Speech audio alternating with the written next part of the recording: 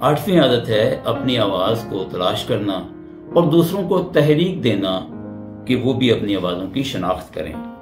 अपनी आवाज की बात करते हुए हमें मिसाल देते हैं डॉक्टर मोहम्मद यूनुस की, जो बांग्लादेश के ग्रामीण बैंक के सदर हैं।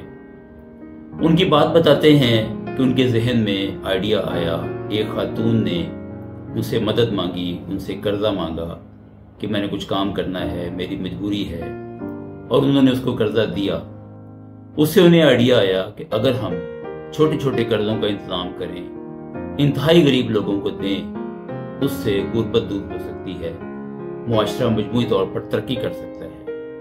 वो अपने इस आइडिया को अपने गांव की सतह तक ले गए, दूसरे गांव उसमें शामिल कर लिए, हत्ता कि पूरे बांग्लादेश में उनका नेटवर्क फैल गया। आज इस बैंक की बहुत सारी ब्रांचेस हैं, बहुत बड़ा इसका नेटवर्क है, और डॉक्टर मोहम्मद यूनुस को नोबेल प्राइज भी मिला है इस बैंक को बनाने पे। डॉक्टर मोहम्मद यूनुस खुद ये बताते हैं कि किस तरह की मुश्किलात पेश आई, लोगों ने उनका ये आइडिया रद्द कर दिया, इसमें रुकावटें डाली, मुश्किलात डाली, लेकिन डॉक्टर यूनुस अपने मकसद में बड़े क्लियर थे।